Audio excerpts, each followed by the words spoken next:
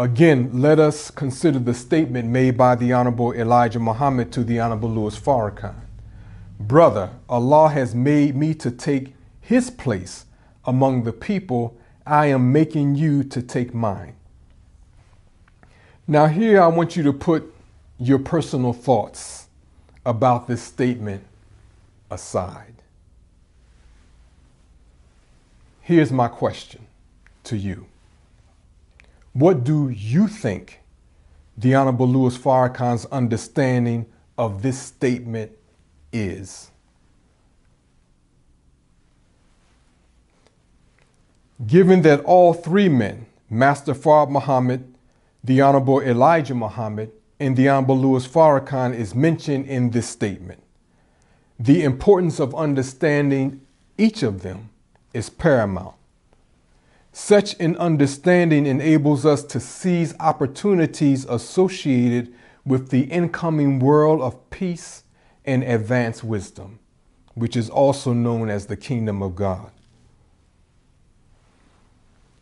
So the messianic prophecies in the Old Testament describe the coming of Master Fard Muhammad. It states from the book of Isaiah, "Behold, the Lord will come with strong hand, and his arm shall rule for him. Behold, his reward is with him, and his work before him. He shall feed his flock like a shepherd. He shall gather the lambs with his arm, and carry them in his bosom, and shall gently lead those that are with young.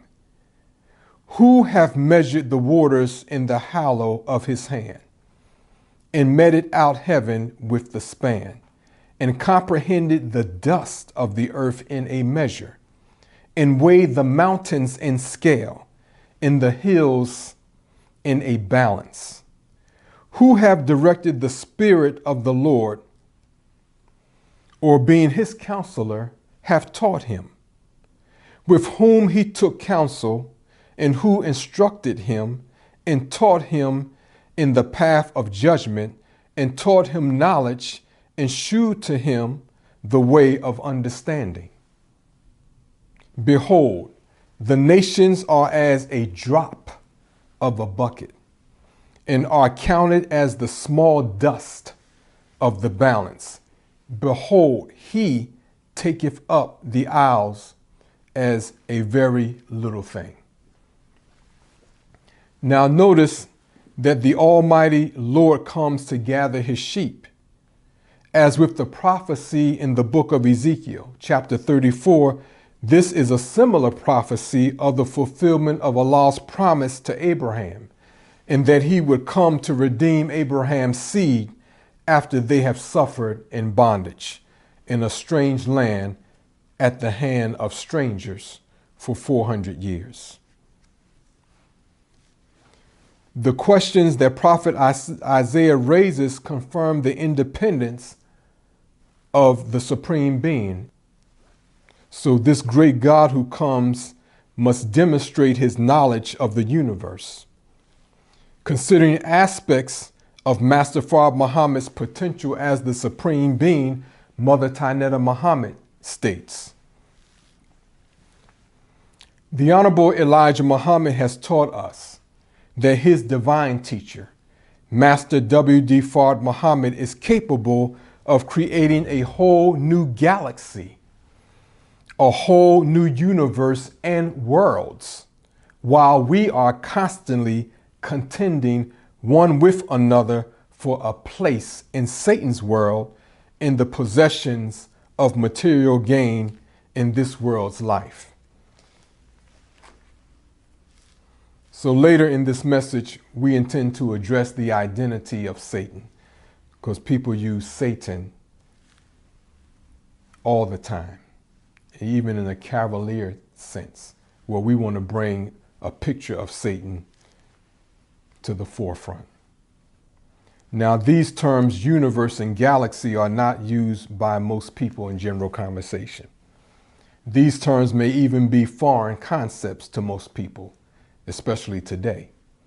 Master Fard Muhammad taught us that the diameter this is in the Supreme Wisdom, that the diameter of the universe is 76 quintillion miles. Comparatively, the sun's diameter is only 853,000 miles, while the Earth's is a mere 7,926 miles. This should give us an indication of how incomprehensible the universe is. Both the sun and the earth would appear as mere dots on the page of the universe. Now, what is Master Fard Muhammad's plan for his people, the lost found nation of Islam? Brother Jabril Muhammad states concerning this question: Messenger Muhammad teaches that Master Fard Muhammad's aim is to raise the lost found, so-called Negro, into the knowledge and wisdom, the very ideas of the gods of the past. And this is not all. The messenger goes on to say that he also aims presently to raise his people into his own ideas in himself, that the scriptures may be fulfilled, that those to whom he reveals himself become the sons and the daughters of God, sons and daughters in the wisdom of God. See first chapter of John. This is not, nor could it be, the end of the process. The New Testament speaks of God's chosen as receiving new bodies. This naturally includes the brains.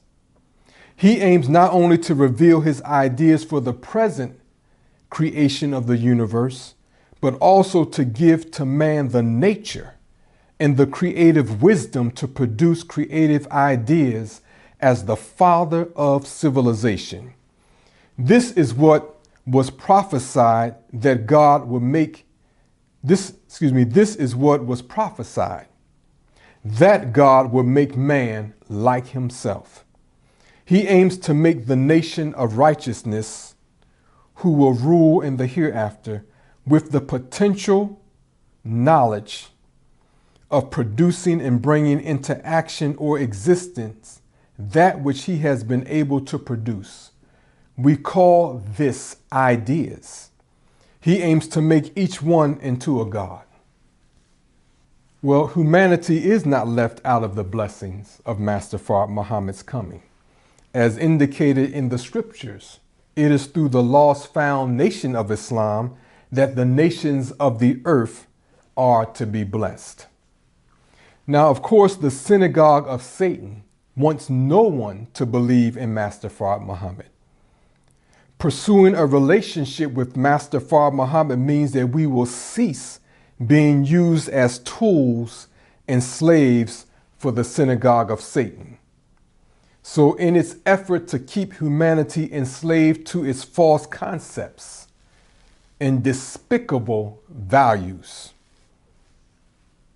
the synagogue of Satan has done its best to hide the truth of Master Fard Muhammad by inventing lies regarding his identity. And we will soon meet a flux of these lies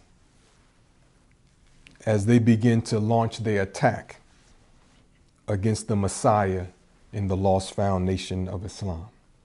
They meaning the synagogue of Satan and the dumb devils who are with them.